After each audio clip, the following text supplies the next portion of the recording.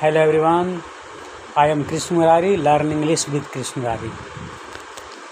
मैं आपको कुछ विशेषणों का अनुवाद बतलाता हूँ। जैसे उसने बहुत किताबें खरीदी, तो he bought a number of books। उसने बहुत किताबें खरीदी। उसने बहुत अंडे खरीदे, he bought plenty of eggs। मात्रा को बतलाते हैं। उसने बहुत दूध खरीदा, he bought plenty of milk।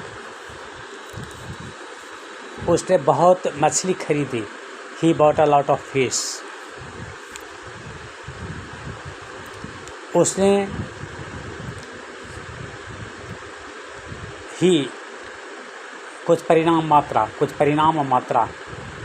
परिणाम। उसे कुछ चीनी चाहिए, he needs a little sugar। Little sugar भी बोल सकते हैं और सम शुगर भी बोल सकते हैं। लिटल और सम दोनों का प्रयोग होता है इसमें परिणाम मात्रा में। तो he needs some sugar या he needs a little sugar, दोनों बोल सकते हैं। कुछ कल में चाहिए, तो he needs some pens या he needs a few pens, कुछ भी बोल सकते हैं। कुछ संख्या यदि बताता हो तो कुछ का मतलब सम भी होता है और फ्यू भी होता है। तो कुछ कल में चाहिए, तो he needs some pens या he needs few pens। और कुछ नहीं, यदि संख्या और परिणाम में यदि कुछ नहीं बोलते हैं तो वहाँ पर नो और नॉन लगाइए। No plus none. संख्या यदि हो या कोई परिणाम बतलाता हो तो उसमें नो प्लस नॉन लगाइए। जैसे उसे कुछ भी चीनी नहीं है, तो उसे कुछ भी चीनी नहीं है तो ही हैज़ नो शुगर बोलिए, नॉट शुगर नहीं बोलिए, ही हैज़ नो शुगर। उसे कुछ भी चीनी नहीं है। उसे कुछ भी कलमे नहीं है तो ही हैज़ नो पेन्स। तो इसमें संख्या और परिणाम को बतला रहा है। नॉट बाटर, ध्यान दें, नॉट बाटर का प्रयोग इस प्रकार आप नहीं कर सकते हैं कि सम लगा करके इस प्रकार से, तो वाक्य गलत हो जाएगा। व्यक्तिगत संज्ञा में आ और बन को लगाए कोई के लिए। यदि कोई का प्रयोग कर रहे हैं तो व्यक्तिगत संज्ञा आता हो, तो उसमें आ या वन का प्रयोग करें। आ या वन का प्रयोग करें।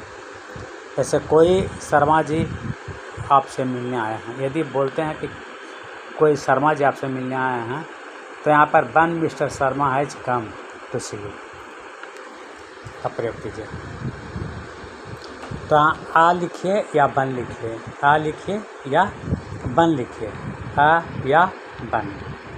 तो ए हो गया आपका संज्ञा, व्यक्तिगत संज्ञा, मतलब कि व्यक्तिगत नाउन है ना, पर्सनल, व्यक्तिगत। कोई शर्मा जी आपसे मिलने आए हैं या कोई व्यक्ति के बारे में कह रहा है कि फलाना आदमी मिलने आए हैं, अमुक आदमी मिलने आए हैं आपसे, तो उसमें बन लगाइए। तो जैसे कोई शर्मा जी मिलने आए हैं तो one mister Sharma has come to see you. और यदि कोई एक वचन जातिवाचक संज्ञा, यदि कोई एक वचन मतलब जातिवाचक संज्ञा हो तो उसमें सम का प्रयोग कीजिए। जैसे कोई एक वचन के वाक्य में, जैसे कोई आदमी से मिलने के लिए बाहर खड़ा है। अब यहाँ पर कोई आदमी से मिलने के लिए बाहर खड़ा है।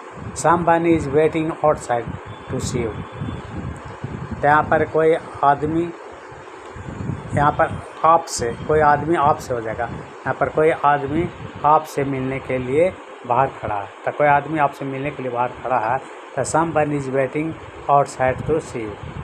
Someone is waiting outside to see you. Someone is waiting outside to see you,